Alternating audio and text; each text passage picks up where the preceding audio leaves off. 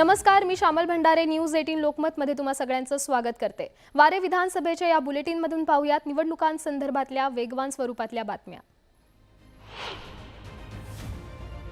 वयावरून शरद पवारांनी पुन्हा एकदा मिश्किल टिप्पणी केली आहे। अजित गव्हाणे यांनी भाषणात शरद पवारांच्या वयाचा उल्लेख केला, तेव्हा मी अजून म्हातारा झालेलो नाही, जोपर्यंत राज्यात पुन्हा मवियाचं सरकार येणार नाही तोपर्यंत म्हातारा होणार नाही असं शरद पवार म्हणाले। माझ्यावर झालेल्या आरोपांना मी प्रचाराच्या सांगता सभेत उत्तर देणार असं प्रत्युत्तर दिलीप वळसे पाटील यांनी दिलंय। डिंबे धरणाच्या पाणी प्रश्नाबाबत शरद पवार काहीही बोलले नाहीत। मुख्य प्रश्न बाजूला ठेवून फक्त सत्ताधाऱ्यांवर टीका करायची एवढंच विरोधकांचं काम आहे, अशा शब्दात दिलीप वळसे पाटलांनी पवारांवर निशाणा साधलाय। स्वतःच्या स्वार्थासाठी शिवसेना, काँग्रेस आणि राष्ट्रवादीच्या दावणीला बांधली, यालाच भूमिका बदलणं म्हणतात, अशा शब्दात उद्धव ठाकरेंच्या टीकेला राज ठाकरेंनी प्रत्युत्तर दिलंय। शरद पवारांच्या बाबतीत तर बोलायलाच नको, त्यांचं पूर्ण आयुष्य भूमिका बदलण्यात गेलं असं म्हणत त्यांनी पवारांनाही टोला लगावलाय। देशात मोठ्या प्रमाणात आर्थिक गुंतवणूक होतीये। स्टार्टअप, खासगी कंपन्यांमध्येही सर्वाधिक रोजगार निर्मिती होतीये। खासगी क्षेत्रात रोजगार काँग्रेसच्या युवराजांना दिसत नाहीत, अशा शब्दात पियुष गोयल यांनी राहुल गांधींना टोला लगावलाय। नागपूरचा सत्यानाश करणारी व्यवस्था चालली असून मुख्यमंत्री, उपमुख्यमंत्र्यांनी 2.5 वर्षात नागपूरसाठी काहीही केलेलं नाही। नागपूरचं नाव बदनाम करण्याचं काम सत्ताधाऱ्यांनी केलं, अशी टीका काँग्रेस प्रदेशाध्यक्ष नाना पटोले यांनी फडणवीसांवर केली आहे। मुंबईत पुढील 10 वर्षात बांगलादेश आणि म्यानमारमधून येणाऱ्यांची संख्या वाढत जाईल, त्यामुळे भविष्यात मुंबईतील हिंदू कमी होतील असं वक्तव्य राज ठाकरेंनी केलंय। अणुशक्ती नगरमध्ये झालेल्या सभेत ते बोलत होते। एमआयएमचे अध्यक्ष असदुद्दीन ओवैसी यांना सोलापूर पोलिसांनी नोटीस दिली आहे। असदुद्दीन ओवैसी यांनी आपल्या भाषणातून कोणत्याही समाजाच्या भावना दुखावणार नाही याची काळजी घ्यावी, त्यांनी प्रक्षोभक भाषणं करू नये अशी नोटीस त्यांना देण्यात आली आहे। विधानसभा निवडणुकीत दिलीप वळसे पाटलांना 100% पराभूत करा असं जाहीर आवाहन शरद पवारांनी केलंय। गद्दारांना शिक्षा द्यायची असते, गद्दारांना माफी नाही असं म्हणत पवारांनी वळसे पाटलांना इशारा दिलाय। विनायक राऊतांना यापूर्वी तुम्ही खासदार म्हणून निवडून दिलं होतं, पण यंदा काय चुकलं की तुम्ही गळ्यात धोंडा पाडून घेतला, अशा शब्दात उद्धव ठाकरेंनी राणेंवर जोरदार निशाणा साधलाय। कुडाळमध्ये वैभव नाईकांसाठी उद्धव ठाकरेंनी प्रचार सभा घेतली, यावेळी त्यांनी सत्ताधाऱ्यांवर निशाणा साधला।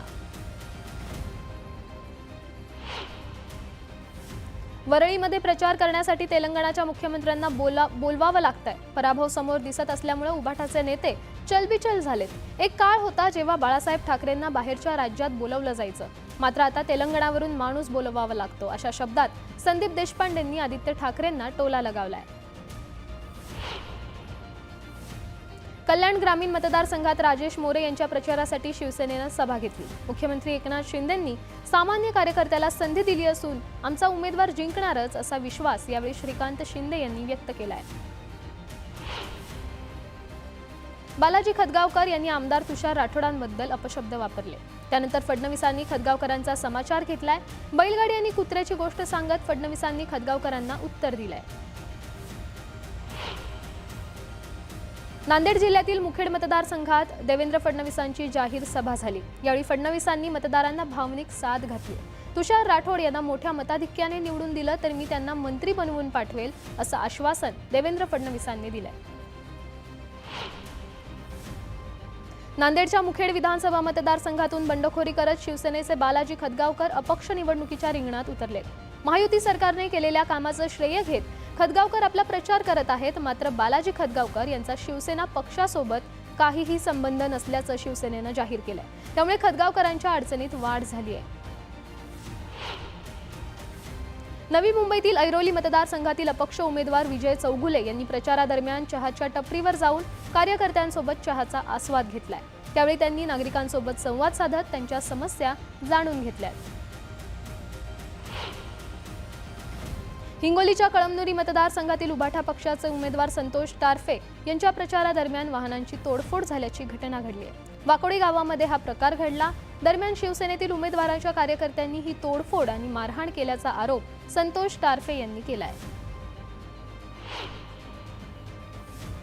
भाजपची सत्ता जनतेसाठी नव्हे तर RSS आणि मुठभर लोकांसाठी आहे. शेतकरी आदिवासींसाठीचा पैसा RSSच्या NGOकडे जातो असा आरोप नाना पटोले यांनी केलाय. अजित पवारांच्या भाषणावेळी उपस्थितांनी अजितदादा तुम आगे बढ़ो अशा घोषणा दिल्या. दरम्यान या घोषणेनंतर तू बटन दाब मी आगे बढ़तो असं उत्तर दिल्यानंतर सभेत एकच हशा पिकला. पक्ष फोडण्यावरून शरद पवारांनी मुख्यमंत्री एकनाथ शिंदे आणि उपमुख्यमंत्री अजित पवार आणि देवेंद्र फडणवीसांवर निशाणा साधलाय. पक्ष उभा करायला अक्कल, कष्ट लागतात, पक्ष फोडायला लागत नाही असा टोला शरद पवारांनी लगावलाय. ते अहमदनगर जिल्ह्यातील राहुरीमध्ये प्रचार सभेतून बोलत होते. मवियाचा सुपडा साफ होणार असं विधान अमित शहांनी केलंय. मोदींच्या नेतृत्वात महायुतीचं सरकार होणार हे निश्चित असल्याचं म्हणत शहांनी मवियाला डिवचलंय. मर्दांनी आव्हानं घ्यायची असतात, मला रस्त्याने येऊ दाखवा असं म्हणाले, पण रस्ता तर दुरुस्त करा आधी असं म्हणत उद्धव ठाकरेंनी अमित शहांवर पलटवार केलाय. मोदींनी सगळीकडे जाऊन सांगितलं 400 खासदार निवडून द्या. कशासाठी तर संविधानात बदल करण्यासाठी, पण तुम्ही आम्हाला मोठं मतदान केलं असं म्हणत शरद पवारांनी मोदींवर निशाणा साधलाय. जितेंद्र आव्हाड राष्ट्रवादी सोडणार होते याचा साक्षीदार मी आहे असा मोठा दावा राष्ट्रवादीचे उमेदवार नाझीम मुल्ला यांनी केलाय. आव्हाड पवारांना एक सांगायचे आणि मागून दुसरं करायचे असं मुल्ला म्हणाले. विधानसभा निवडणुकीत ओबीसी समाज भाजप आणि महायुतीला मतदान करणार असल्याची घोषणा लक्ष्मण हाकेंनी केली आहे. तुतारीला मतदान करणार नाही कारण शरद पवारांनी जरांगेंना पाठिंबा दिला असून जरांगे त्याच्या जोरावर आम्हाला विरोध करत असल्याचा हल्लाबोल हाकेंनी केलाय. महाराष्ट्रावर भिकेच्या करवंट्या घ्यायची वेळ भाजपने आणली आहे अशी खोचक टीका संजय राऊतांनी केली आहे. तर फडणवीस महाराष्ट्राचं मीठ खातात आणि गुजरातचे गुण गातात असाही टोला त्यांनी लगावलाय. लवकरच धर्मांतर बिल आणलं जाईल असं मोठं विधान केंद्रीय राज्यमंत्री मुरलीधर मोहोळ यांनी केलंय. जबरदस्ती धर्मांतर करणाऱ्यांवर कारवाई होईल असंही ते म्हणाले.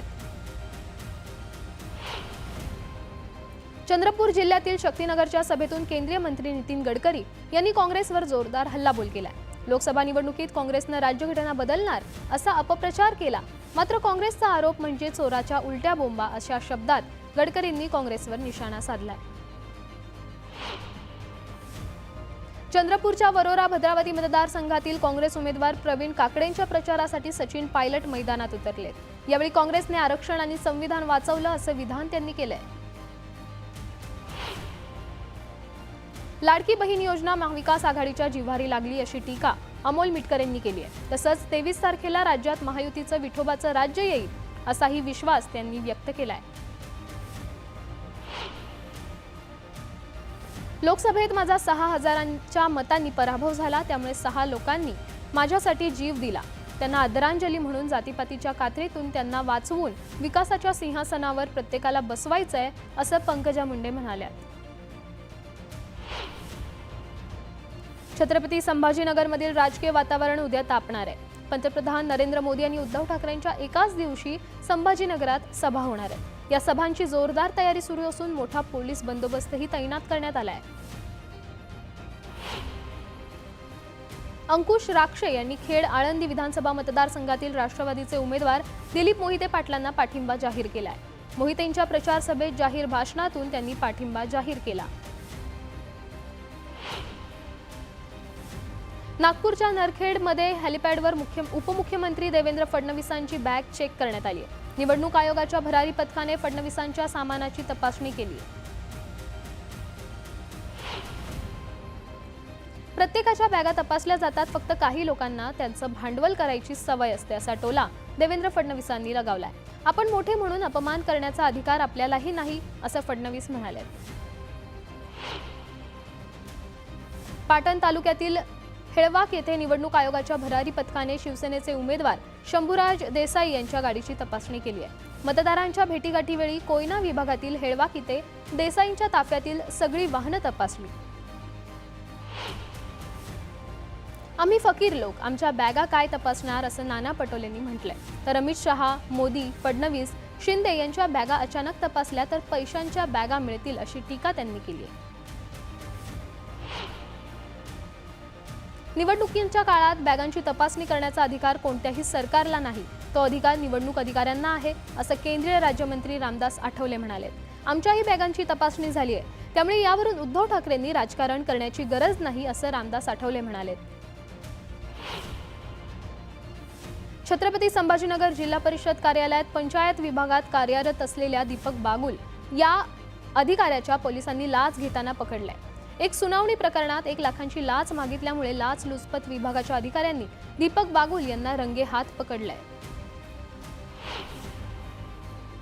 रोकड वाहतूक करणारी 2 वाहनं अमरावती पोलिसांनी ताब्यात घेतली आहेत. 2 वाहनांमध्ये 2.5 कोटी रुपयांपर्यंतची रोख असल्याची प्राथमिक माहिती असून सिटी कोतवाल पोलिसांकडून अधिक तपास सुरू आहे.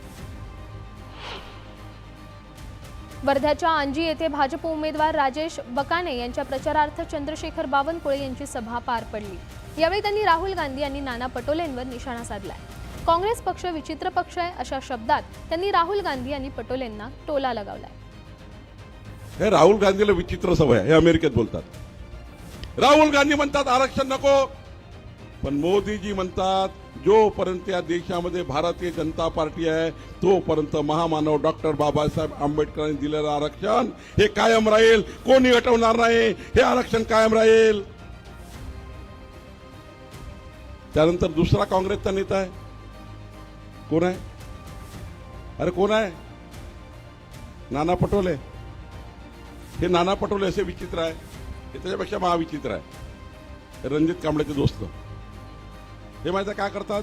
सकाळी 9 वाजता, 12 वाजता, 3 वाजता, 6 वाजता 4 वेळा दिवसातून मी मुख्यमंत्री, मी मुख्यमंत्री, मी मुख्यमंत्री, मी मुख्यमंत्री दिवसभर.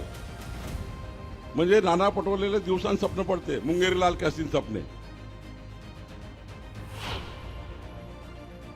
शिर्डी इथं मवियाच्या उमेदवार प्रभावती घोगरे यांच्या प्रचारार्थ सभा पार पडली. या सभेतून घोगरेंचा विजय निश्चित असल्याचा विश्वास बाळासाहेब थोरात यांनी व्यक्त केलाय. यावेळी नोटीस असल्याचं सांगत प्रभावती घोगरे आणि आपल्या भाषणावर बंदी येण्याची शक्यता असल्याचं थोरात म्हणाले. भाषणाला बंदी घातली तरी लढाई सुरूच राहील असा इशाराही त्यांनी दिलाय.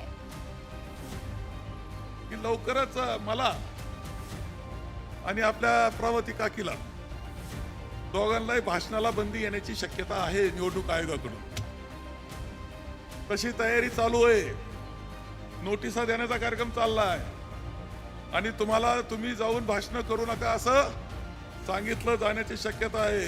एवढी भीती वाटली कशाची, हा खरा माझा प्रश्न आहे.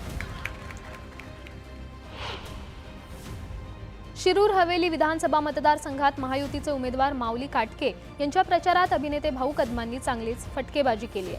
शिरूरमध्ये अशोक पवारांनी स्वतःचे बॅनर काढून शरद पवारांचे बॅनर लावले. यावेळी भाऊ कदमांनी फटकेबाजी केली आहे. झाली होती, डोकं जड झालं होतं, कान जड झाले होते, जड वाटत होतं. मी डॉक्टरकडे गेलो. डॉक्टरांना म्हटलं, डॉक्टर साहेब मला खूप सर्दी आणि हे होतं, काय करू? तर डॉक्टर म्हणला वाफ घ्या, वाफ. कान बसले होते माझे, मी ऐकलं हाफ घ्या. तुम्ही काही घ्या पण घड्याळाला निवडून द्या.